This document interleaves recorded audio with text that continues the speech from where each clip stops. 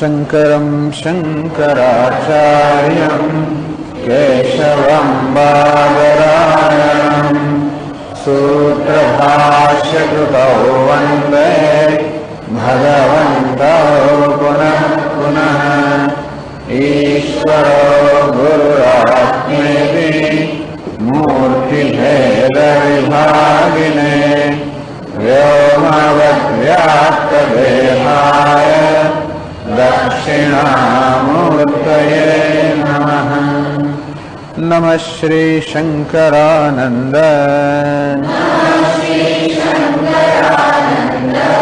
गुरुपादाम्बुजन्मने सविलास महामोह ग्राहग्रासैक कर्मणे।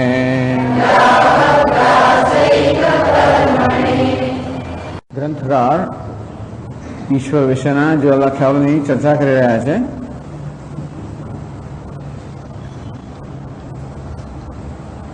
કે યોગી લોકો એમ કહે છે કે ઈશ્વર પુરુષ વિશેષ અસંગ ચિત્ત સ્વરૂપ અને ક્લેશ કર્મ કર્મફળ સંસ્કાર આ બધાથી નિર્લેપ અસંસ્પૃષ્ટ એવો વિશેષ પુરુષ કે વિશેષ ચૈતન્ય ઈશ્વર છે.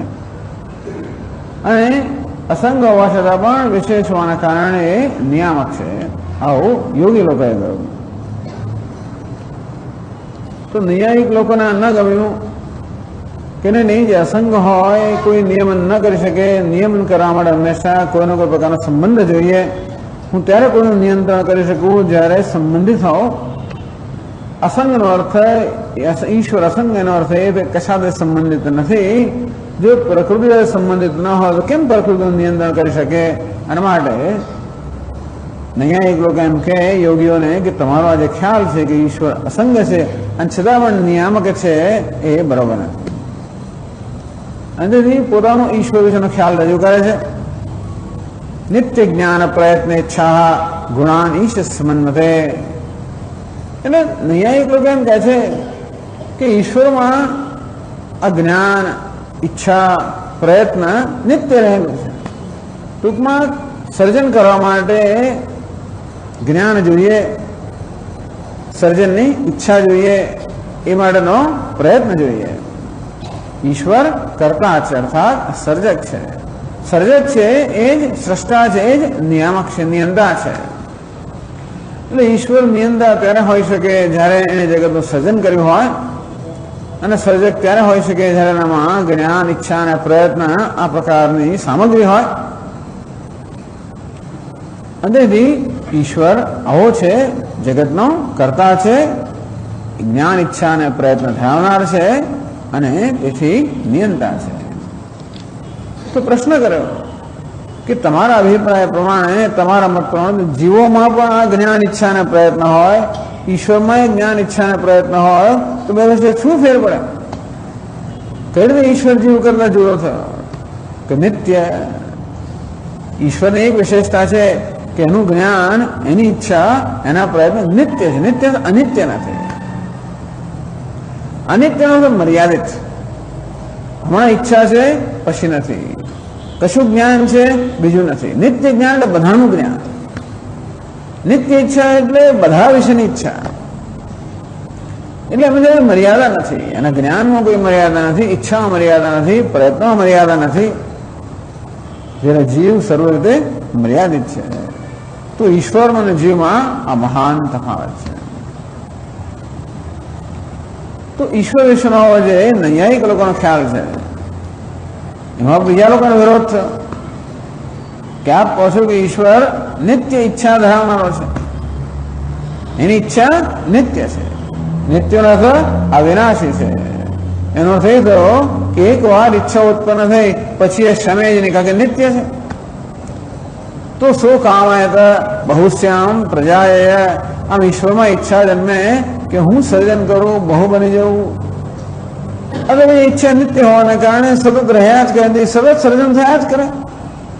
અને પછી સંહાર જો કંઈ હોઈ જ ના શકે જ્યારે જગતમાં આપણે જોઈએ છે કે સર્જન પાલન સંહાર બધી વસ્તુઓ છે એના માટે કોઈ પણ એક ઈચ્છા નિત્ય હોય એવું તો ના બને. અંદરથી ઈશ્વરની ઈચ્છા પણ નિત્ય હોય એવું ના બને. અંદરથી આપનો અભિપ્રાય કે ઈશ્વર નિત્ય ઈચ્છા જ્ઞાન ઈચ્છા અને પ્રયત્નમાન છે એ બરોબર નથી. ત્યારે તમારો અભિપ્રાય શું છે? હિરણ્ય ગર્ભ ઈશ. અમે કહે છે કે હિરણ્ય ગર્ભ ઈશ્વર છે. લિંગ દેહ ને સંયુક્ત સમષ્ટિ લિંગ દેહ સાથે અભિમાની ચૈતન્ય જેને હિરણ્ય ગર્ભ કહેવાય. એટલે જે ઈશ્વર જે છે એ સમષ્ટિ સૂક્ષ્મ શરીર સાથે અભિમાન ધારણ કરે ત્યારે હિરણ્ય ગર્ભ કહેવાય એ ઈશ્વર છે. તો એમાં વળી બીજાને વાંધો પડ્યો કે તમે કહો છો કે હિરણ્ય ગર્ભ ઈશ્વર છે, સમષ્ટિ સૂક્ષ્મ શરીરાભિમાની ચૈતન્ય ઈશ્વર છે, પણ માત્ર સૂક્ષ્મ શરીર તો કંઈ કરી ના શકે. સ્થૂળ શરીર સિવાય સૂક્ષ્મ શરીર કોઈ રીતે કાર્યક્ષમ બની ના શકે. અને માટે હિરણ્ય ગર્ભ ઈશ્વર ના હોઈ શકે. વિરાટ અર્થાત સમષ્ટિ સૂક્ષ્મ સમષ્ટિ સ્થૂળ શરીર અભિમાની જ્યારે હોય ચૈતન્ય જેને વિરાટ કહેવાય એ જ ઈશ્વર હોઈ શકે. જેના અસંખ્ય હાથ છે, પગ છે, મસ્તક છે એવો વિરાટ અર્થાત આ વિશ્વ સમગ્ર બ્રહ્માંડ જેનું શરીર છે એવો વિરાટ ઈશ્વર છે. તો કોઈને વડે એમાં વાંધો પડ્યો કે અનેક હાથ પગ ધરાવનારો આ ઈશ્વર છે. એનો અનેક હાથ પગ ધરાવ એ ઈશ્વર બની ગયો તો પેલા જંતુઓ પણ જે અનેક હાથ પગ ધરાવનારા હોય પેલા ક્રમી વગેરે એ પણ ઈશ્વર બની ગયા તો કે નહીં, બરોબર નથી. ત્યારે કોણ ઈશ્વર છે? ચતુર્મુખ દેવ. આ બ્રહ્માજી પ્રજાપતિ ઈશ્વર છે. જેના પ્રજાનું સર્જન કર્યું એ પ્રજાપતિ ચતુર્મુખ ઈશ્વર છે. તો કે ના ના તમારા બ્રહ્માજી ઈશ્વર ન હોઈ શકે. કેમ? વિષ્ણુ નાભે સમુદ્ભૂત. અરે બ્રહ્માનો જન્મ ક્યાં થયો? વિષ્ણુની નાભીમાંથી થયો. વિષ્ણુની નાભીમાંથી કમળની ઉત્પત્તિ થઈ, એમાં બ્રહ્માજીની ઉત્પત્તિ થઈ. એટલા માટે બ્રહ્માજી કમલ કમળમાંથી જન્મ એમ કહેવાય છે. અને જેમાંથી બ્રહ્માજીનો જન્મ થયો એ વિષ્ણુ ભગવાન હોય, બ્રહ્માજી ભગવાન નથી. ત્યારે બીજા કે નહીં નહીં વિષ્ણુ ભગવાન નથી. કેમ? શિવસ્ય પાદો અન્વેષ્ટુમ શાંગી અશક્ત. શિવજી એનાથી મોટા છે. શિવજી જયારે આવી રીતે અગ્નિના સ્તંભ રૂપે પ્રગટ થયા ત્યારે વિષ્ણુ એમનો આદિ એટલે કે મોહ શોધવા માટે પણ શક્તિમાન ન થયા. અને શિવજી વિષ્ણુ કરતા પણ ચડિયાતા છે. મારે શિવજી ઈશ્વર છે. તો બીજા કેટલા કે નહીં નહીં નહીં આ ગણપતિનો ઉપાસ હોય કે નહીં, ગણપતિ ઈશ્વર છે. શિવજી જયારે શિવજી ત્રિપુરાસુરના વધનો પ્રારંભ કર્યો ત્યારે વધ ન કરી શક્યા. કેમ ન કરી? કારણ કે એમણે ગણપતિની ઉપાસના કરી ન હતી. પછી જયારે ગણપતિની પૂજા કરી ત્યારે વિઘ્ન દૂર થયા ત્યારે શિવજી ત્રિપુરાસુરનો વધ કરવા શક્તિમાન બન્યા. અને આ વિઘ્નેશ્વરની ગણપતિની કૃપાથી જ શિવજી વધ કરી શક્યા. અને માટે ગણપતિ શિવજી કરતા પણ ચડ્યા હતા. આમાં તો એવું પણ આવે છે ને કે જયારે શિવને પાર્વતીનો વિવાહ થયા ત્યારે પણ એમણે ગણેશની આરાધના કરી. કે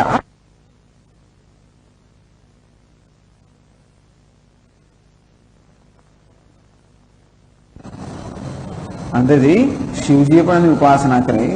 અને માટે એ ગણપતિ સૌથી મોટા છે.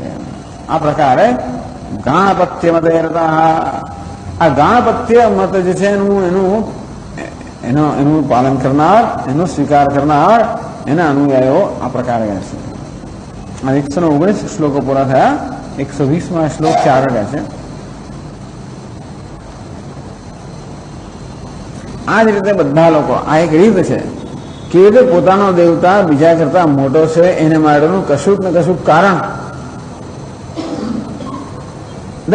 દરેક ઉપાસકને મળી રહે.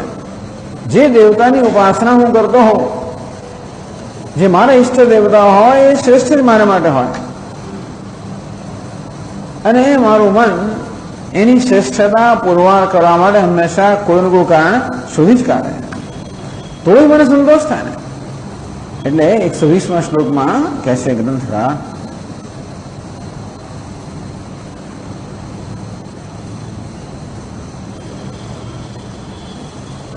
एवमन्ये स्वस्वपक्ष अभिमानेनान्यथान्यथा मंत्रार्थवादकल्पादीन् आश्रित्य प्रतिपेदिरे એવો અન્ય આ સિવાય કેટલા બધા અનેક છે બધા જે બીજા બધા દેવતાઓનો ઉપાસક હોય, જે એની ઈશ્વરની કલ્પના કે ઈશ્વરનો ખ્યાલ જુદો જુદો હોય, સ્વસ્વપક્ષ અભિમાનેન અન્યથા અન્યથા પ્રતિપેદરે. સ્વસ્વપક્ષ અભિમાનેન પોતપોતાના પક્ષના અભિમાનથી, અભિનિવેશથી પોતાનો પક્ષ અન્ય ભૈરવ મૈરાળાદિ ઉપાસકા, કેટલાક ભૈરવના ઉપાસક હોય, સ્મશાન દેવતા ભૈરવ, મૈરાળ પ્રેતાત્મા, જાત જાતના ઉપાસકો છે બધા. ઘણા લોકો સ્મશાન ભજન આખી રાત સુધી જપ કરતા હોય, ઘણા લોકો મૃત શરીર હોય એની ઉપાસના કરતા હોય. આપણે હિમાલયના પહાડોમાં જઈએ ત્યાં ઘણી વાર એ લોકો પેલી અગ્નિદાહ કરવા માટે આવે ત્યારે પેલું જે મૃતદેહ હોય એની આસપાસ નૃત્ય કરે, એના નગારાવાળા જાત જાતનું કરે, કઈક રીતે દેવતાની ઉપાસના કરી રહ્યા હોય છે. અને આ રીતે હિન્દુસ્તાનમાં તો દેવતાઓની કોઈ ખોટ છે જ નહીં, એટલી વાત સાચી જ છે. સ્વપક્ષ અભિમાન, એના પોતપોતાના પક્ષ, પોતપોતાના અભિપ્રાય, એનો અભિમાન, અભિનિવેશ, એની સાથેનું તાદાત્મ્ય, એને કારણે અન્યથા અન્યથા પ્રતિભેદરે, દરેક જણ પોતપોતાના મત પ્રમાણે ઈશ્વરનો ખ્યાલ ધરાવતો હોય છે. ખરેખર જોવા જઈએ તો કેટલા ઈશ્વર છે, જેટલી તુંડે મધુર ભિન્ન, ટૂંકમાં જેટલા મસ્તક છે એટલા ઈશ્વર છે. આમ જોવા જઈએ તો એ તો જાણે કારણ કે આપણે કહીએ કે હું બધા કૃષ્ણના ઉપાસક છે એમ કહીએ તો પણ કૃષ્ણ વિશેનો ખ્યાલ તો બધાનો પોતાનો સ્વતંત્ર જ હોય છે, અને એ તો બરોબર છે, એમાં કંઈ વાંધો નથી. પણ એ સિવાય પણ અનેક બધા દેવતાઓ છે, એને ઈશ્વર વિશે અનેક બધા ખ્યાલ છે, કારણ કે દરેક જણ જુદા જુદા દેવતાની ઉપાસના કરે છે. એટલે ભૈરવ મૈરાલાદિ ઉપાસક, અમે તો અમદાવાદની અંદર તો કેટલા દેવતાઓ છે, રિક્ષાઓમાંથી આપણે ખબર કેટલા દેવતાઓ છે, બૂટ ભગવાન છે મારે કેટલી દેવીઓ છે. ઓહો, જેટલા ગામડા એટલી દેવીઓ, જેટલા ખૂણ એટલા દેવતાઓ. આ બધા ઈશ્વરના ખ્યાલો છે. આ પ્રકારના ખ્યાલને બધા પ્રાપ્ત થયા. અન્યથા વર્ણને કારણ શા માટે? સ્વપક્ષ અભિમાનેન, દરેક માત્ર પોતાના જ પક્ષનો અભિમાન કરતો, અભિનિવેશ કરતો હોય, એનો જ આગ્રહ રાખતો હોય. એ પણ દરેક માટે આ પ્રકારની જરૂરિયાત છે કે હું જેની ઉપાસના કરું છું એ શ્રેષ્ઠ દેવતા છે, એ પ્રકારની માન્યતાની જરૂર છે. હું જેની ઉપાસના કરું છું, હું જેનો ભક્ત છું, એ ઉતરતી કક્ષાના દેવતા છે, એવું તો કોઈ ન જ માની શકે ને. એવું માની લે આપણે ઉપાસના કેમ કરી શકીએ? અમારા ભગવાન, તમારા ભગવાન ક્યાં છે? આ ત્રીજા લોકમાં, અમારા ચોથા ને પાંચમાના ક્યાં છે? ટૂંકમાં અમારા તમારે કૃષ્ણ અહીંયા છે ને રામ ત્યાં છે. કૃષ્ણ કે ત્રીજા નરકમાં છે, રામ પાંચમા નરકમાં છે ને પેલા આમાં છે. અથવા તમારા વાસુદેવ તો અહીંયા આ ખાલી આ અધિકારી આટલા છે, તમારા વિષ્ણુ તો અહીંયા આગળ છે ને તમારા પેલા તો અહીં છે ને અમારા તો ક્યાં ને ક્યાંય છે. આમ દરેક પંથના લોકો પોતપોતાના જે ઈશ્વરનો પોતાના વિષયનો જે ખ્યાલ હોય એની શ્રેષ્ઠતા સિદ્ધ કરતા હોય છે. એમાં કઈ ખોટું નથી, આમાં હું કઈ ખોટું જોતો નથી, પણ કારણ કે એવું ન હોય તો આપણે ઉપાસના કરી જ ના શકીએ. એટલે આપણા દેવતા શ્રેષ્ઠ છે એવું માનવાનું કઈ ખોટું નથી. બીજાના દેવતા ઉતરતા છે એવું ન માનીએ તો સારું. તકલીફ શું થાય છે કે મારા દેવતા ચડિયાતા છે અને બીજાના ઉતરતા છે એવું માનવાની જરૂર પડે છે. બાકી આપણે આપણા ઈષ્ટ દેવતાની ઉપાસના કરીએ અને બીજા દેવતાની ભલે ઉપાસના ન કરતા હોય છતાં એમને પણ આદર આપીએ તો સારું. ટૂંકમાં એક દેવતાનો આદર કરવામાં બીજાનો અનાદર ન કરીએ એ પ્રકારની જો આપણી ઉપાસના હોય તો સારી. એટલા જ મળે શંકરાચાર્ય ભગવાને આ પંચાયતન ઉપાસનાની પદ્ધતિનો પ્રારંભ કર્યો કે ભલે આપણા ઈષ્ટ દેવતા હોય, વિષ્ણુ હોય, શિવજી જે હોય, એના પર મધ્યમાં રાખીએ. અને બાકીના ચાર જે પ્રસિદ્ધ દેવતાઓ છે, ગણપતિ, શક્તિ, શિવ, સૂર્ય કે પછી સુબ્રમણ્ય, એને આપણે ચાર ખૂણામાં રાખીએ. એ જ બધા દેવતાની ઉપાસના કરીએ. ચાર ખૂણામાં રહેલા દેવતાઓ, ચાર બાજુના દેવતાની ઓછી ઓછી પૂજા થાય, અને મધ્યમાં જે ઇષ્ટ દેવતા છે એની વધારે વિસ્તૃત પૂજા થાય. પરંતુ એકની પૂજામાં બીજાનો પણ આદર થાય. પણ એ મુશ્કેલી છે. કમનસીબે એમાં કોઈ લોકો એટલે મજી સ્વામીજી આ ધર્મ આવો કયો, ધર્મ આવો કયો, એ તો લોકો ભેદભાવ ઉત્પન્ન કરે છે કે સ્વામીજી આ ધર્મના નામે જેટલા યુદ્ધ થયા છે, જેટલો રક્તપાત થયો છે, એટલો કશાથી થયો નથી. અને તેથી ધર્મ જ બધામાં ભાગલા પાડનારો છે, અભિમાન્યતા ધરાવનાર લોકો છે. એનો ઉત્તર એ છે કે નહીં, ધર્મ કશામાં ભાગલા પાડતો નથી, પરંતુ ભાગલા પાડવાની માણસની જરૂરિયાત છે. હું બીજા કરતા ઉત્તમ છું, બીજા કરતા શ્રેષ્ઠ છું, હું કંઈક છું, એવી જાતની માન્યતા ધરાવવાની મનુષ્યને જરૂર છે. કારણ કે અંદરથી મનુષ્ય એવું હીનતાની લાગણીથી પીડાઈ રહેવાને કારણે પોતે હીન નથી, પોતે કંઈક ચડિયાતો છે, એ પ્રકારની માન્યતા સેવવાની જરૂર છે. અને તો જ આપણે જીવી શકીએ, એ સિવાય માણસ જીવી જ ના શકે. પણ હું ચડિયાતો છે એમ ક્યારે કહેવાય? બીજા ઉતરતા છે એવું સાબિત કરું ત્યારે.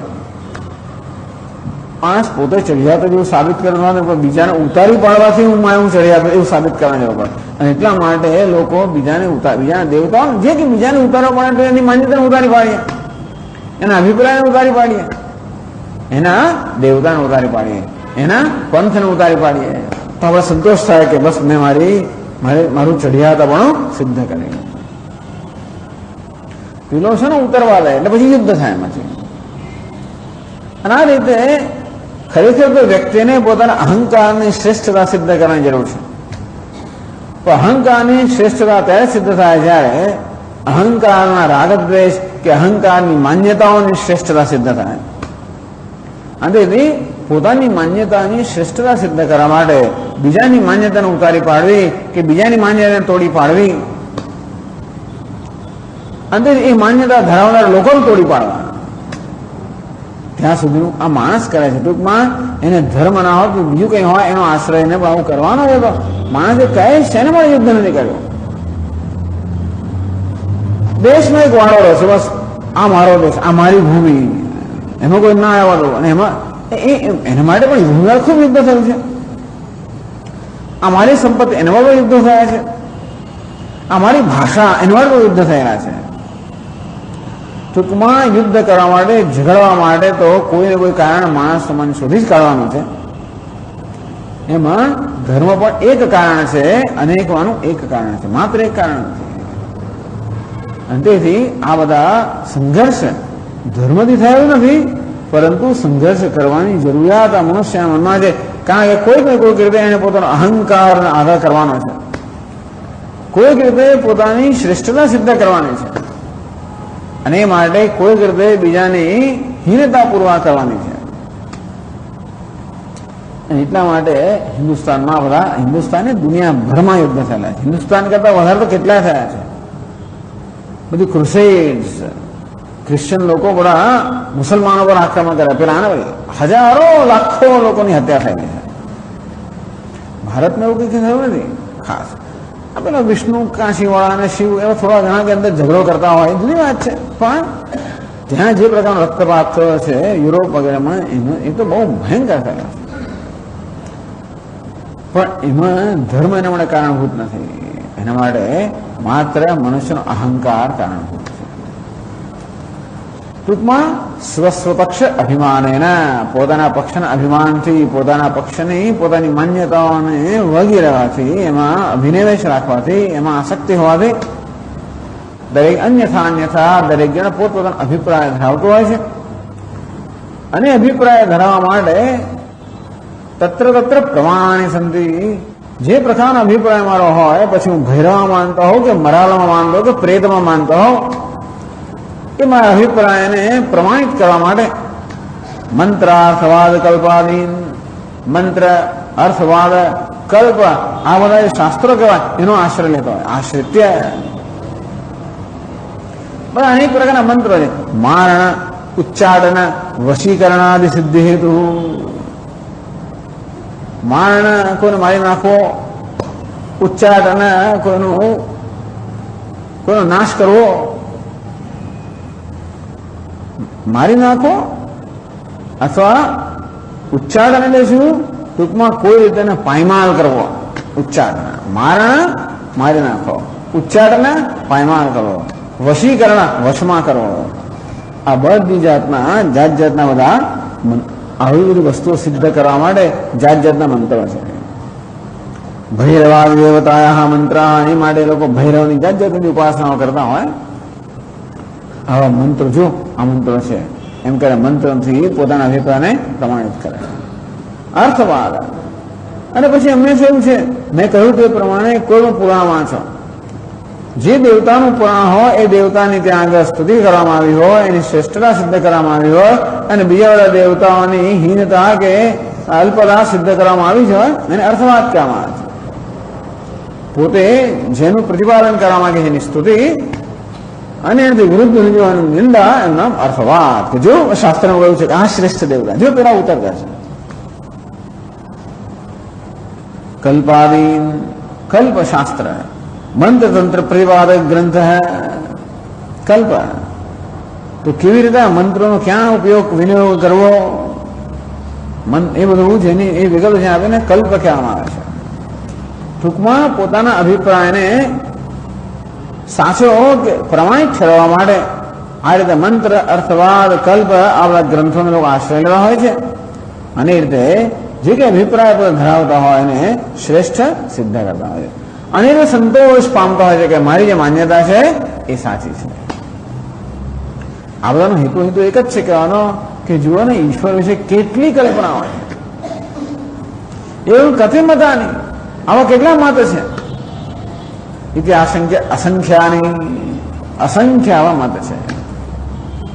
એક આ ભારતની અંદર અનેક બધા પંથ છે એમાં, અને વિદેશમાં અનેક બધા પંથ છે.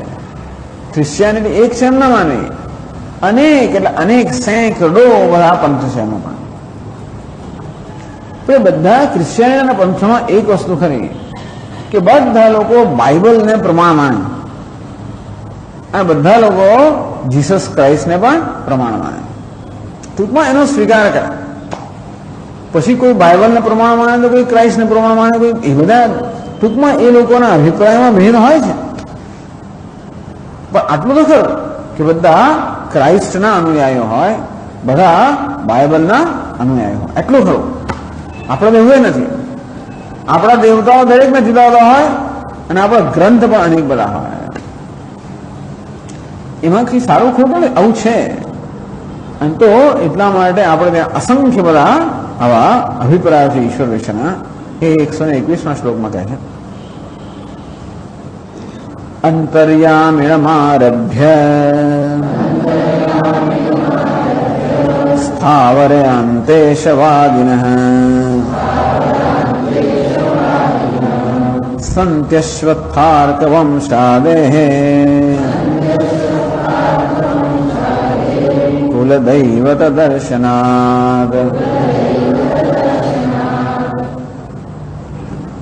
અંતર્યામિણમ આરભ્ય, અંતર્યામીથી માંડીને સ્થાવરાંત ઈશવાદિનઃ, અંતર્યામી સમગ્ર જગતનો અંતર રહીને નિયમન કરનાર છે એ ઈશ્વરથી માંડીને, એટલે એ ઈશ્વરના એ ખ્યાલથી માંડીને સ્થાવરાંત ઈશવાદિનઃ, સ્થાવર વસ્તુને પણ, એટલે સ્થાવર એટલે હલનચલન ન કરી શકે એવી વસ્તુઓ ઈશ્વર માનનારા લોકો છે. અરે કોઈ સ્થાવર વસ્તુને ઈશ્વર માને તો કે હું તો ક્યાંય જોવા મળે તો કે એ જોવામાં આવે છે.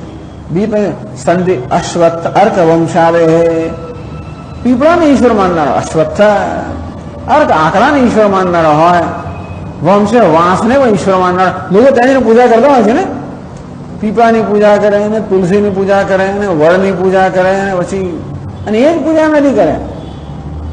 ત્યાં ઈશ્વર છે, એ જ ઈશ્વર છે. કુલ દૈવત, લોકોના કુલ દેવતા પણ આવા હોય છે.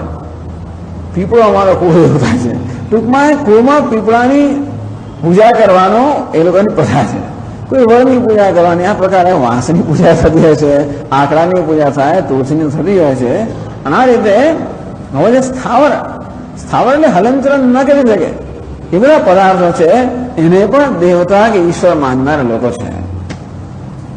અને સમગ્ર જગતનું નિયમન કરનાર અંતર્યામી ઈશ્વર એ ખ્યાલથી મળે ને આખો ઈશ્વર છે. ત્યાં સર બધા ખ્યાલ ધરાવનારા ભારતના લોકો છે.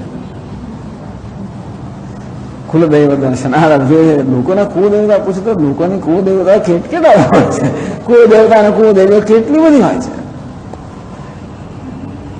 હજી ગુજરાતની વાત જવા દો, પણ તમે દક્ષિણ ભારતમાં જાઓ તો ગામડા કઈ કઈ દ્રૌપદી અને પછી રેણુકા અને બધા, એટલે રેણુકા એટલે પરશુરામની માતા દ્રૌપદી, આ બધી બહુ દેવીઓ છે, બહુ બધી છે. અને આ દેવીઓ પણ તમારે એટલે ટૂંકમાં બધા આ જાતના અસ્ત્ર શસ્ત્રો વાળી છે ને, જો કંઈક નારાજ થઈ ગઈ તો તમારું તો ધર્મત્વ કાંઈ ટૂંકમાં હવે બહુ દેવીઓ છે, એનો તમારે સંતુષ્ટ કરવી જ પડે. એટલા માટે જાતના ભોગ કેવા પાડવા છે, બધાને બલી કેવા પાડવા છે, એના આપણે તો નારાજ થઈ જાય તો તમારું બધું નષ્ટ કરી નાખે. એટલે આવી અનેક પ્રકારની માન્યતાઓ બધી ધરાવ. અને ટૂંકમાં આ બધા બહુ સિરિયસલી અત્યારે તમે મોરિશિયસ, રિયુનિયન અને પછી વેસ્ટ ઇન્ડિઝ, આવા બધા દેશો, ગયાના, આ બધા દેશોમાં જાઓ જ્યાં ભારતમાંથી આ ગામડાના બધા લોકો મુખ્યત્વે મજૂરી કરવા ગયા આથી 100 વર્ષ પહેલા, 125 વર્ષ પહેલા, એ જે પ્રકારની માન્યતાઓ લઈને ગયેલા એ બધી માન્યતાઓ અકબંધ છે. ત્યાં હજી એ પ્રકારની ત્યાં એ દેવીની પૂજા થાય છે, એ પ્રકારની બલિ પણ અપાય છે. હજી અહીં તો કદાચ બદલાઈ પણ ગયો, પણ ત્યાં એવું જ છે, કારણ કે 125 વર્ષનો એમનો જૂનો અભિપ્રાય છે. એટલે ટૂંકમાં પરદેશના લોકો આવે ફરેવા જુએ એટલે કયા પ્રકારની માન્યતા લઈને જાય કે લોકો કેવા છે, અનેક પ્રકાર અંધશ્રદ્ધા ધરાવનારા છે. પણ જે હોય તે ટૂંકમાં દરેક જણને આવી કંઈ કશાકમાં શ્રદ્ધા હોય છે અને એમ માને છે કે ભાઈ આ સ્વામીજી આના અનુગ્રહને કારણે મારા જીવનમાં આવું થયું છે, માટે એ જ દેવતા. આ તો જો માણસોના દેવતા માનનારા કેટલાય છે ને, જે સ્થાવરનો દેવતા માને ત્યારે મનુષ્યનો દેવતા માને. જલારામ બાપા પણ ઈશ્વર છે, અને પછી સાંઈ બાબા પણ ઈશ્વર છે, બધા ઈશ્વર છે. એના મંદિરો સ્થપાતા હોય અને ઘણી બધી ઉપાસનાઓ થતી હોય, પણ કારણ કે એ લોકોમાં એ પ્રકારનો દ્રઢ વિશ્વાસ છે કે એમના અનુગ્રહને કારણે અમે જે છીએ તે છે, ટૂંકમાં એમનો હાજરા હજુર છે, હોય પણ છે. એટલે ઈશ્વર વિશેના બધા પ્રકારની કલ્પનાઓ, એટલે એમાં થાય છે કે અહીંયા તો હવે પછી આના લોકો બધા વિદેશમાં જાય તો આની આ વસ્તુ જેમ પેલા કે ને કે પેલા શહેરમાંથી આવેલા લોકો જે અહીંયા વસવા આવે બધા નવરંગપુરા ને બધે મોટા મોટા ફ્લેટ હોય, 9 10 માળના, એટલે ઊભી પોળ કે છે, ઊભી પોળ. ટૂંકમાં પોળમાં જે પ્રકારનું કલ્ચર કે સંસ્કૃતિ એ જ વસ્તુ અહીંયા હોય. ત્યાં એક ઘરમાં બીજા ઘરમાં પેલા મોઢેથી બૂમ પાડવાનું, આ એક પહેલામાં 9મા માળ પેલા મોઢેથી બૂમ પાડીને બોલાવાનું. ટૂંકમાં જે પ્રકારનું કલ્ચર પોળમાં હતું એ જ કલ્ચર પેલામાં હોય. તે જ રીતે હિન્દુસ્તાનના માણસો જયારે વિદેશમાં જઈને ત્યાં આગળ સ્થાયી થાય ત્યારે આની આ જ વસ્તુઓ. અત્યારે તમે ન્યુયોર્કમાં કે શિકાગોમાં કોઈ જગ્યા શહેરમાં જાઓ, જેટલા પંથ બધા તમને ત્યાં મળે. અરે એટલા મોટા શહેરની વાત તો જવા દો, પણ નાનું એક ગામ હોય જ્યાં આગળ માત્ર 100-150 કુટુંબો હોય, ત્યાં બધું હોય. હવે મોટા શહેરમાં તો દરેકને પૂરતી સંખ્યામાં માણસો મળે એટલે દરેકને પોતાનું જુદું મંદિર બાંધીને જુદો વાળો ઉભો કરી શકે. પણ જ્યાં માત્ર 100 કે 125 કુટુંબો જો હોય, એમાં એકે પંથના સભ્યો એટલા ન હોય કે પોતાનું સ્વતંત્ર કરે, એટલે ભેગા મળીને જ કરવું પડે. એટલે મંદિર બનાવીએ તો પછી કયા દેવતાની સ્થાપના કરવી, એને માટે 5 વર્ષ થાય. ત્યાં આગળ કયા દેવતા તો ખરા, એટલે પછી બધા દેવતાની સ્થાપના થાય. એટલે અત્યારે આપણે ત્યાં જઈએ અમેરિકામાં મંદિરમાં જઈએ એટલે શું છે, એક મોટું એક્ઝિબિશન છે, પ્રદર્શન હોય. કેટલા 12 દેવતાઓ હોય, એક સામ લાઈન બંધ બધા હોય. ધીમે ધીમે પછી શ્રી કૃષ્ણ તો હોય, રાધા કૃષ્ણ, પછી તિરુપતિ એટલે પેલા વેંકટેશ્વર પણ, તો પેલા કે અમારા શ્રીનાથજી પણ આવે છે. એટલે ધીમે ધીમે બધા દેવતાઓનો પ્રચાર ત્યાં પ્રચુર માત્રામાં દેવતાઓ હોય છે. પછી પેલા દક્ષિણ ભારતના લોકોને ઉત્તર ગુજરાતની પ્રથા ખબર ના આવે, દરેકની પ્રથા કેવી રીતે પાછી આવે. એટલે ગુજરાતના લોકો પછી ત્યાં જલારામ બાપા પછી ત્યાં લઈ જાય ફોટો તો કે લઈ નહીં, મંદિરમાં ગુરુ છે ને, મંદિરમાં દેવતા છે, ગુરુ ના હોય એટલે પછી પેલા ઝઘડો કરી દે. ખરું ચાલે ત્યાં ટૂંકમાં આની આ જ વસ્તુ. કોઈ દિવસ હિન્દુસ્તાનના લોકો સાથે મળીને કામ કરી શકે એવું બને જ નહીં. જ્યાં જ્યાં ભેગા થયા એટલે મતભેદ અને ઝઘડા સિવાય કશું કોઈ દાડો ત્યાં લોકો ભેગા થઈને કામ કરે ના બને. શરૂઆતમાં એક શ્વાસ વડે ભેગા થાય ખરા, પછી જરાક પૂરું થયું પછી બધા છૂટા આવે, પછી બીજા આવે, પછી છૂટા આવે.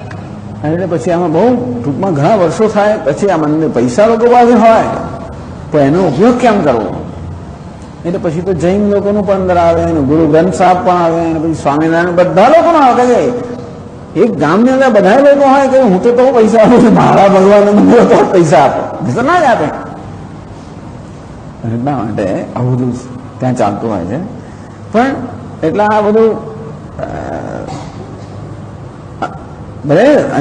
અન્યથા પ્રતિભેદરે આમ દરેક જણ પોતપોતાની માન્યતાઓ ધરાવતા છે. ટૂંકમાં અસંખ્ય ઈશ્વરના આ પ્રકાર અસંખ્ય ખ્યાલ છે બધા.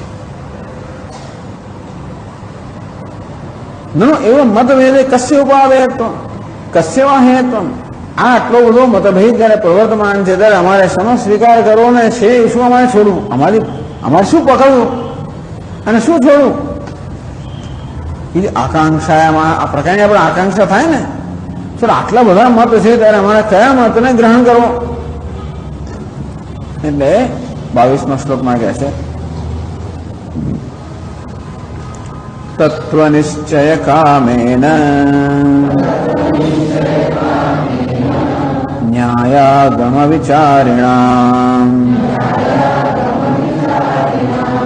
એકૈવ પ્રતિપત્તિ સ્યાદ સાપ્યત્ર સ્ફુટમુચ્યતે.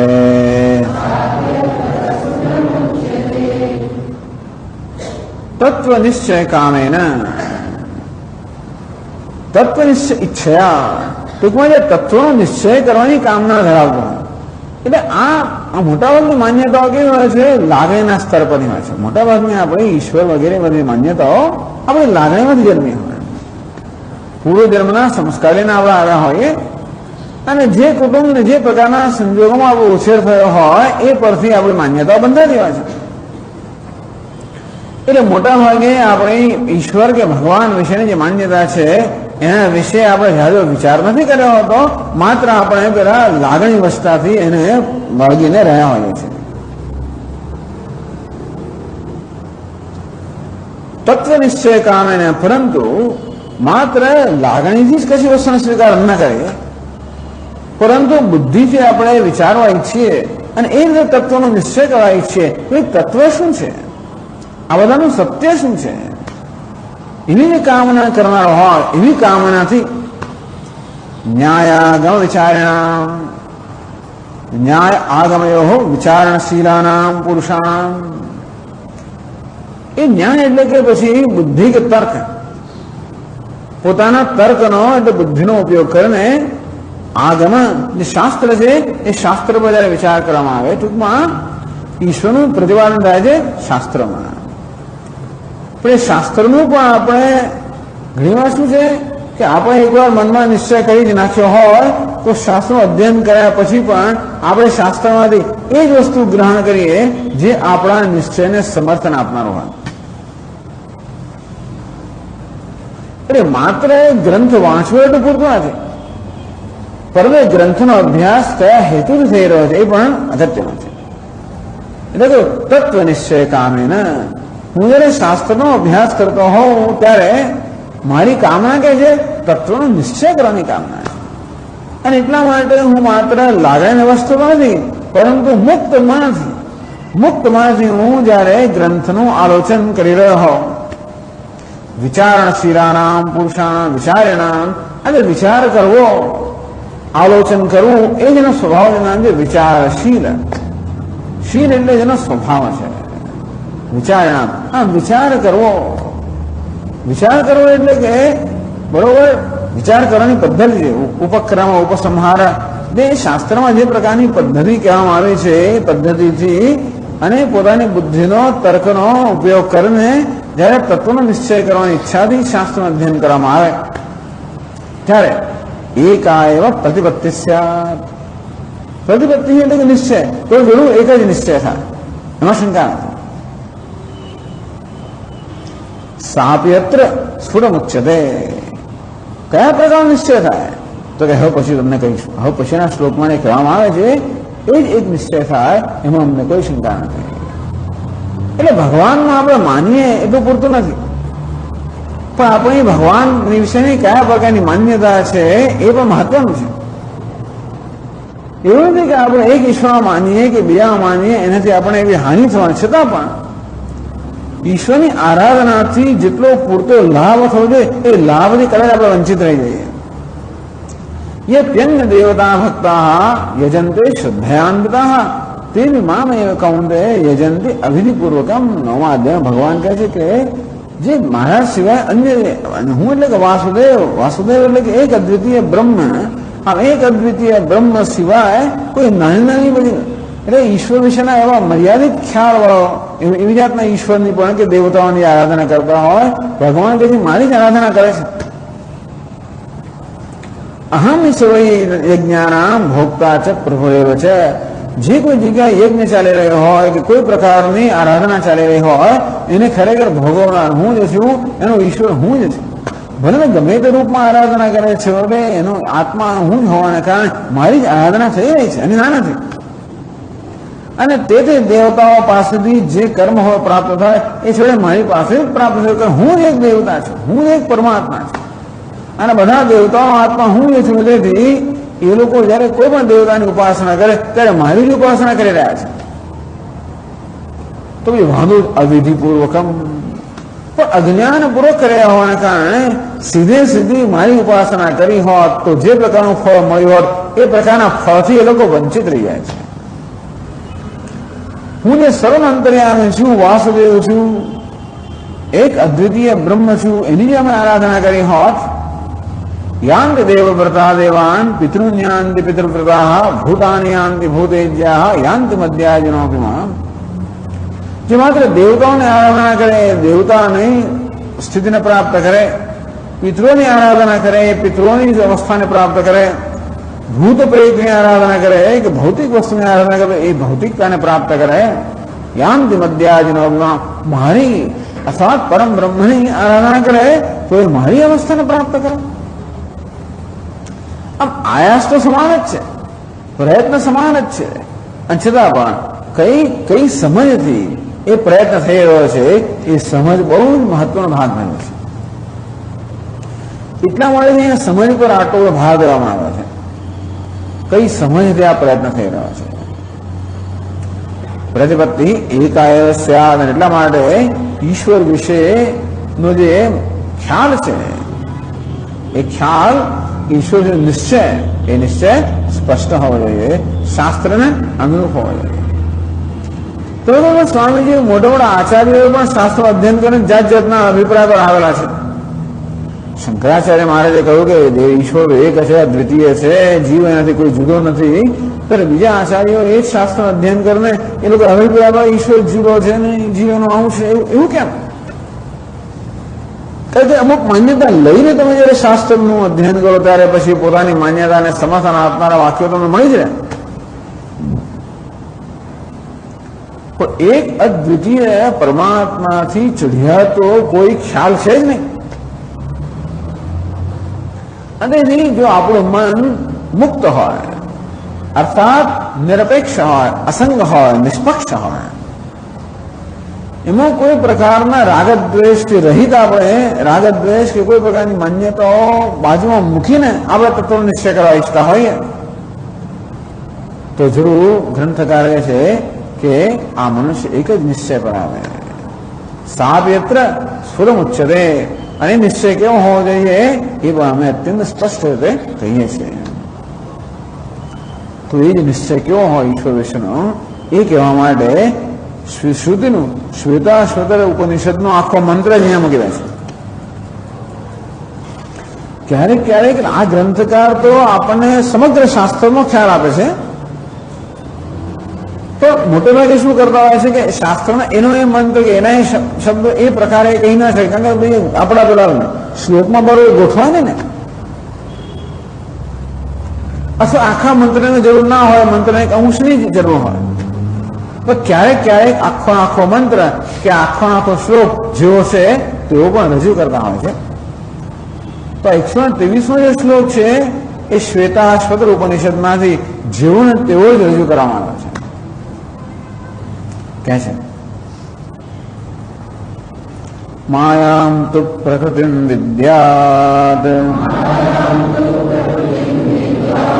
માયનમ તુ મહેશ્વરમ અસ્યાવયવ ભૂતૈસ્તુ વ્યાપ્તમ સર્વમિદં જગત.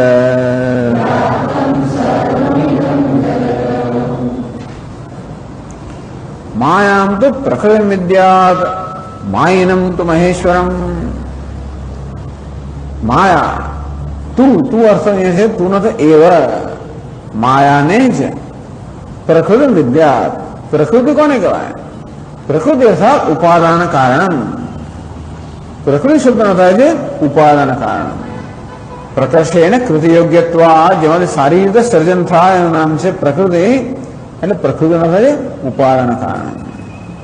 તો જગતનું ઉપાદાન કારણ કોણ છે? મસાલો, જે મસાલામાંથી જગત બની છે, મસાલો કોણ છે? તો કે માયા. આ માયાને જ તું જગતનું ઉપાદાન કારણ સમજ. માયામ તું માયામ એવ, માયાને જ, માયા સિવાય બીજું કોઈ આ જગતનું ઉપાદાન કારણ નથી. માયા એ સમજાવશે માયા શું છે, પણ માયા એટલે ટૂંકમાં માયા એટલે જાદુ. માયા શબ્દ શામાંથી આવે છે? જાદુગર જે હોય, ઇન્દ્રજાળ, જાદુગર જે પોતાની જાળ ફેલાવતો હોય, જાદુ નહીં, એ જાદુને જ સંસ્કૃતમાં માયા કહેવામાં આવે છે. અને જાદુગરને માયાવી કહેવામાં આવે છે. એ શબ્દોનો અહીંયા પ્રયોગ થયો કે આ જગતનું ઉપાદાન કારણે જેમાંથી જગત સર્જાયું માયા જ છે. એટલે માયાને કોઈ એવું નક્કર અસ્તિત્વ છે જ નહીં. માયા તો માત્ર એક ખ્યાલ જ છે.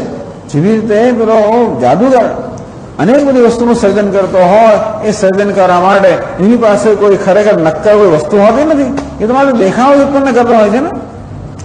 જાદુગર જેવું સર્જન કરવું હોય શું હોય છે? દેખાવ જ હોય છે, આભાસ હોય છે. તે રીતે માયા પણ શું છે? એમ જયારે કહેવામાં આવે છે કે આ જગતનું કારણ, ઉપાદાન કારણ માયા છે, એનો અર્થ એ થયો કે આ જગત ખરેખર શું છે? આભાસ છે, માત્ર દેખાવ છે, માત્ર એક અધ્યારોપ છે. પણ આ માયા સ્વતંત્ર રીતે ક્યારેય પણ કાર્યક્ષમ ના હોઈ શકે. બ્રહ્માશ્રયા માયા અસ્તિ, આ માયાને એક આશ્રય હોવો જોઈએ. જેમ કે જાદુગરનો જાદુ હોય, એ જાદુનો એક આશ્રય હોવો જોઈએ, જાદુગર. અંદર માયા જે છે, જેને આપણે સર્જન શક્તિ કહી શકીએ, એ શક્તિનો કોઈ આશ્રય હોવો જોઈએ. એ આશ્રય કોણ છે? પરમાત્મા. માયનમ તુ મહેશ્વરમ, માઈ માયોપાધિકમ. માઈ કોને કહેવાય? માયા જેની ઉપાધિ છે એને અંતર્યામીને માઈ કે કહેવામાં આવે છે, અથવા માયાવી. મહેશ્વરમ માયાવિનમ અધિષ્ઠાય અધિષ્ઠાતારમ. મહાંશ્ચાસો ઈશ્વર મહેશ્વર. જે મહાન પણ છે ઈશ્વર. ઈશ્વર એટલે શાસક, જે બધાનો શાસક છે, બધાનું ઈશન શાસન કરનારો છે, જે મહાન છે, જે કોઈના શાસનમાં નથી, એવો જે પરમાત્મા અંતર્યામી કે પરમ બ્રહ્મ, એને માયાવી જાણો. માયાવી એટલે કે માયાનું અધિષ્ઠાન, જે માયાને સત્તાને સ્ફૂર્તિ પ્રદાન કરનાર છે, જેને કારણે માયા છે, પણ જે સ્વયં માયા જે સ્વતંત્ર છે, એવું જે પરમાત્મા છે, પરમ બ્રહ્મ, એ માયાવી છે, માયાનું અધિષ્ઠાન છે, એ જગતનું નિમિત્ત કારણ છે. તો માયા જગતનું ઉપાદાન કારણ છે, માયાવી એ માયાનું અધિષ્ઠાન નિમિત્ત કારણ છે. આ રીતે જાણો. વિદ્યા જાણ્યા. તો જગત શું છે? બીજી પંક્તિમાં કહે છે અસ્ય અવયવભૂતૈસ્તુ વ્યાપ્તમ સર્વમિદમ જગત. અસ્ય અસ્ય એટલે કે માયન, આ માયા એ પરમાત્મા છે, એટલે કે માયાનો અધિષ્ઠાતા છે. એના અવયવોથી, એ મહેશ્વરના અવયવો ભૂત, અવયવોથી, અંશમાંથી, ઈશ્વરાત્મક જીવ, એના અંશરૂપ જે જીવો છે એનાથી આ સમગ્ર જગત વ્યાપ્ત છે. મમૈવાંશો જીવલોકે જીવભૂત સનાતન. ઈશ્વરનો અવયવ હતા, અંશ હોય. અવયવ ક્યારે હોય? એના કટકા કટકા થઈ જાય ત્યારે. ભગવાનના આપણે જયારે એમ કહીએ કે હું ઈશ્વરનો અંશ છે, આ બાબત કહીએ છીએ. પણ અંશ એટલે શું? કોઈ વસ્તુના જયારે ભાગલા પડે, એ કટકા થાય તો અંશ બની શકે ને. અંશ કેવી રીતે બની શકે? આપણે બધા જ ઈશ્વરના અંશ હોય, જીવ ઈશ્વરના અંશ હોય તો એનો થયો કે ઈશ્વરના અસંખ્ય બધા વિભાગ થઈ ગયા અને એમાંથી આ જીવો સર્જાયું થઈ ગયો. પણ ઈશ્વરના વિભાગ થાય, એના ભાગલા કે ટુકડા થાય, એ તો કોઈ ઈચ્છનીય નથી. વાસ્તવમાં જે પૂર્ણ છે, અનંત છે, એના કોઈ દિવસ વિભાગ થઈ જ ના શકે. જેના વિભાગ થઈ શકે એ વસ્તુ ક્યારે પણ નિત્ય ના હોય. જેના વિભાગ થાય એ વસ્તુ હંમેશા કેવી હોય? અનેક અવયવોને બનેલી હોય. એ અવયવ ક્યારેક છૂટા પડી જાય, માટે જેના વિભાગ થયા હોય, થઈ શકે એ વસ્તુ કઈ હોય? વિનાશી હોય. એટલે મુખ્ય અર્થમાં ઈશ્વરના કે પરમાત્માના વિભાગ થઈ ના શકે, એના અંશ ના હોઈ શકે. છતાં પણ આપણે જેને ઈશ્વરના અંશ હોઈએ, ચૈતન્યના અંશ હોઈએ, એ પ્રકારની લાગણી, એ પ્રકારનો ખ્યાલ આપણો જન્મતો હોય છે. હું માત્ર એક અંશ છું, હું પૂર્ણ નથી, એક માત્ર અંશ છું. એટલે મારામાં એ પ્રકારે અંશપણાનો કે અપૂર્ણતાનો કે અલ્પતાનો જે ખ્યાલ મારા વિશે છે, એ સાચો છે તો કે એ તો એક ભ્રમ છે. એટલે અંશપણું શું? એક ભ્રમ છે, સત્ય નથી. મમૈવાંશો જીવલોકે જીવભૂત સનાતન. ભગવાન 15મા અધ્યાયમાં કહે છે કે મારો એક અંશ, કેવો અંશ? સનાતન અંશ. અરે અંશ ને સનાતન તો હોય જ ના શકે. અંશ હંમેશા કેવો હોય?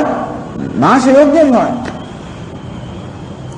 અંશ અંશ જાણે કે મારો અંશ.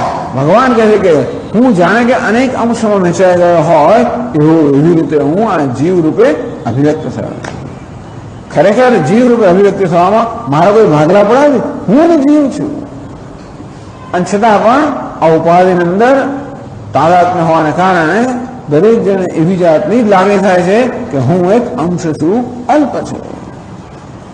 અને જીવ જે પ્રકારની અલ્પતા અનુભવે છે એ અલ્પતાના સંદર્ભમાં કહેવામાં આવે છે કે આ ઈશ્વરના અંશ રૂપી આ બધા જીવો વડે સમગ્ર જગત વ્યાપ્ત છે. તો સમગ્ર જગતમાં જે કે બધા આ સચરાચર જીવો છે, બધા કોણ છે? આ માયાવીના મહેશ્વરના જાણે કે અંશ છે. ટૂંકમાં માયા જ આ કાર્ય કરે છે. માયા જગતનું સર્જન તો કરે જ છે, અને જોડે અજ્ઞાનને કારણે આ બધા જીવોમાં એક અંશપણાનો ખ્યાલ પણ ઉત્પન્ન કરે છે. જગતનું સર્જન કરીને પેલો જે જાદુગર હોય એ માત્ર કશીક વસ્તુનું સર્જન કરે એટલું નહીં, પણ જોડે જોડે એ જાદુ જોનારા જે પ્રેક્ષકો હોય ને, એ પ્રેક્ષકોમાં એ સત્ય છે એ ખ્યાલ પણ ઉત્પન્ન કરે. આપણે જયારે પેલું સફરજન બતાવે, શું બતાવે હાથમાં, ત્યારે પ્રેક્ષકો હોય એમના મનમાં કયા પ્રકારનો ખ્યાલ ઉત્પન્ન થાય? એ સાચું છે. મિત્ર બતાવવાનો અર્થ જ નથી ને. આમ બતાવો કે જો મારા હાથમાં હાથી છે, જાજા સ્વામી મને ખબર છે કશું નહીં, તારે તમે કહો તો પછી કેવાનો અર્થ શું રહે? પણ હાથી આમ બતાવો તમને, તમને લાગે આ હાથી છે તો જેને જાદુ કહેવાય ને. ટૂંકમાં જાદુ કે માયા શું કરે? સર્જન પણ કરે અને જોડે એમાં સત્ય બુદ્ધિ પણ ઉત્પન્ન કરે.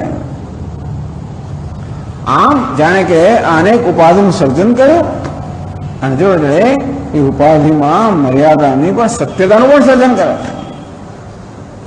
તેથી ટૂંકમાં એ કહેવા માંગે છે કે આ સમગ્ર જગત ઈશ્વર વડે વ્યાપ્ત છે. ઈશ્વર કે પરમાત્મા આ જગતમાં અધિષ્ઠાન છે. માયા ઉપાદાન કારણ છે, અર્થાત માયામાંથી આ સમગ્ર જગત રચાયેલું છે. એ રચના કરનાર બોલો મહેશ્વર કે એ પરમાત્મા છે અને એ પરમાત્મા જ આ સમગ્ર જગતમાં વ્યાપ્ત થયેલો છે. ટૂંકમાં જે કોઈ જગ્યાએ સચરાચર જે કોઈ જીવ દેખાય એ સર્વત્ર એ પરમાત્મા જ રહેલો છે. સર્વમ ખલુ ઇદમ બ્રહ્મ, આ સર્વ બ્રહ્મ છે, પરમાત્મા છે.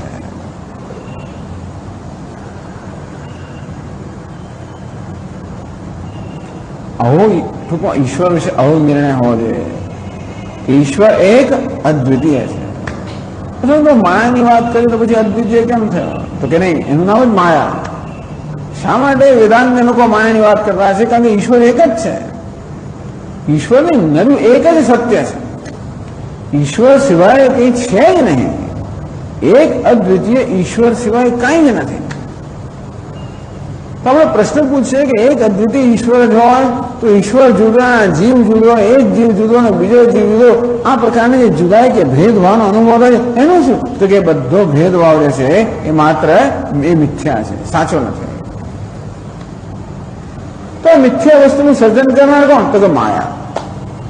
કારણ કે આપણને આ મિથ્યા દ્વૈતનો અનુભવ થાય છે અને માટે એનું સર્જન કરનાર માયા, એ પ્રકારનો એક માયાનો ખ્યાલ એટલા માટે આપવામાં આવ્યો જેથી આપણે આ મિથ્યા જગતનું મિથ્યાત્વ સમજી શકીએ. અને જગતનું કે દ્વૈતનું મિથ્યાત્વ સિદ્ધ થાય તો જ પરમાત્માનું એકત્વ કે અદ્વિતીયત્વ સિદ્ધ થાય.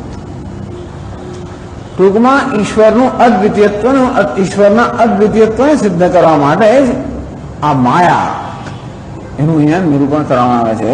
બાકી માયા કોઈ નવી કોઈ સ્વતંત્ર વસ્તુ નથી. માયા માત્ર એક આવો ખ્યાલ જ છે. એટલે શાસ્ત્ર કે વેદાંત એક જ વસ્તુ કહેવામાં આવી છે કે એવું ઈશ્વર સર્વત્ર વ્યાપ્ત છે એટલું જ નહીં, પણ સર્વત્ર ઈશ્વર જ છે અને ઈશ્વર સિવાય કંઈ છે જ નહીં. ઈશ્વર વિશેનો આ પ્રકારનો જયારે નિશ્ચય થાય ત્યારે એને આપણે યથાર્થ નિશ્ચય કહીશું. એ સિવાય બીજો કોઈ પણ નિશ્ચય થાય, આથી જરા પણ ઉતરતો ઈશ્વર વિશે નિશ્ચય થાય તો નિશ્ચય કેવો હશે? એ યથાર્થ નહીં હોય. એટલે કે આ જે નિર્ણય છે ઈશ્વર વિશે એ યોગ્ય છે. એ 124માં શ્લોકમાં કહે છે, ઇતિ શ્રુત્યનુસારેણ ન્યાયો નિર્ણય ઈશ્વરે તથા સત્ય વિરોધ સ્યાદ સ્થાવરાંતેશવાદિનામ.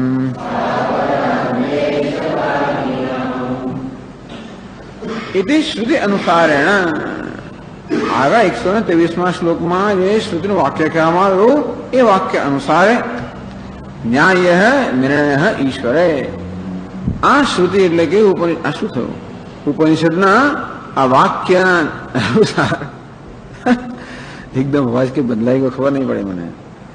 તો ઉપનિષદનો આગળ જે વાક્ય કહેવામાં આવ્યું એને અનુસાર જયારે આ રીતે નિર્ણય થાય કે એક અદ્વિતીય પરમાત્મા છે, એક અદ્વિતીય કહ્યું એટલે પરમાત્માની દ્વિતીય અન્ય કઈ છે જ નહીં, એ જે નિર્ણય છે ન્યાય ઈશ્વર વિશે આ નિર્ણય થાય એ જે ન્યાય છે, અર્થાત એ જે યોગ્ય છે, એ જ ન્યાયને અનુસરીને છે. આ એક જ નિર્ણય એવો છે જે મનુષ્યની બુદ્ધિને સંતુષ્ટ કરી શકશે. ઈશ્વર વિશેનો બીજો કોઈ નિર્ણય અનેક પ્રકારના પ્રશ્નો ઉપસ્થિત કરશે અને અનેક પ્રકારના ગૂંચવાડો ઉત્પન્ન કરવાનો. જો કે મોટા ભાગે આપણે પ્રશ્નો પૂછતા નથી હોતા. ટૂંકમાં મોટે ભાગે ઈશ્વર વિશેની આપણી માન્યતા લાગણીના સ્તર પરની હોવાને કારણે આપણે પ્રશ્ન કરવા માંગતા જ નથી. આપણે ભય છે કે પ્રશ્ન કરીશું તો ક્યાંક આપણા મનમાં કંઈક પાછો વહેમ કશી શ્રદ્ધા ઉત્પન્ન થશે. પણ જે લોકો પ્રશ્ન કરનારા છે એમને તો ત્યારે સંતોષ થાય જ્યારે ઈશ્વરનો આ પ્રકારનો નિશ્ચય થાય. ઈશ્વરે નિર્ણય ન્યાય, તો આ નિર્ણય જે છે એ જ ન્યાય છે. ન્યાય એટલે કે ન્યાયને અનુરૂપ છે. કુતયુક્ત ઇતિ આશંક્ય સર્વત્ર અવિરુદ્ધત્વાत्.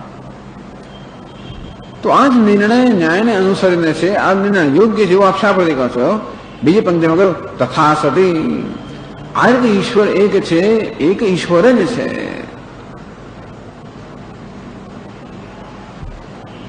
એવું જયારે નિર્ણય હોય ત્યારે અવિરોધ સ્યાત, તો ક્યાંય સંભાળે તમે લોકોને બધું સંભાળે સંભાળે અવિરોધ સ્યાત, તો પછી ક્યાંય વિરોધ નહીં થાય. સ્થાવરામ દેશવાદિનામ, ટૂંકમાં આ સ્થાવર એટલે કે પછી પીપળો હોય કે લીમડો હોય કે જે હોય તે, એ બધામાં ઈશ્વરની માન્યતા ધરાવનારાઓ સામે પણ આપણને વિરોધ નહીં થાય.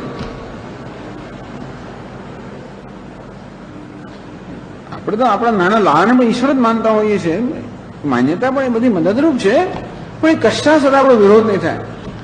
કારણ કે આ ઈશ્વર જયારે એમ કહેવામાં કે એક ઈશ્વર જ છે એવું જયારે કહેવામાં આવે કે જે કાંઈ છે તો ઈશ્વર જ છે, અને નહીં કોઈ એક વસ્તુને ઈશ્વર માનતો આપણે વિરોધ થાય જ નહીં. બરોબર છે, કારણ કે ઈશ્વર છે જ. એટલે ગૌડપાદાચાર્ય માંડુક્ય કારિકામાં કહે છે કે થઈ રહે એમને વિરુદ્ધ છે, કોઈની સાથે વેદાંતિને વિરોધ છે જ નહીં. પોતાના પક્ષની વ્યવસ્થામાં દ્વૈતી લોકો બરોબર નિશ્ચિત થયેલા છે,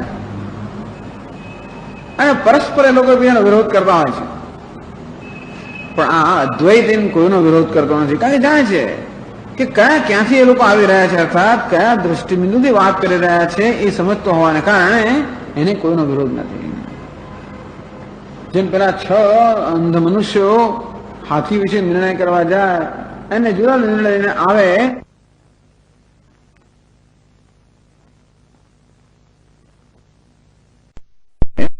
એ સિવાયનો બીજો કોઈ નિર્ણય યોગ્ય નથી. ઓમ પૂર્ણમદ પૂર્ણમિદમ પૂર્ણાત પૂર્ણમુદચ્યતે પૂર્ણસ્ય પૂર્ણમાદાય પૂર્ણમેવાવશિષ્યતે. ઓમ શાંતિ શાંતિ શાંતિ. શંકરં શંકરાચાર્યં કેશવં બાદરાયણં સૂત્રભાષ્યકૃતૌ વંદે ભગવन्तૌ પુનઃ પુનઃ. ઈશ્વરો ગુરુરાત્મેતિ મૂર્તિભેદવિભાગિને વ્યોમવદ્વ્યાપ્તદેહાય દક્ષિણામૂર્તયે નમઃ. ઓમ શાંતિ શાંતિ શાંતિ. હરિ ઓમ શ્રી ગુરુભ્યો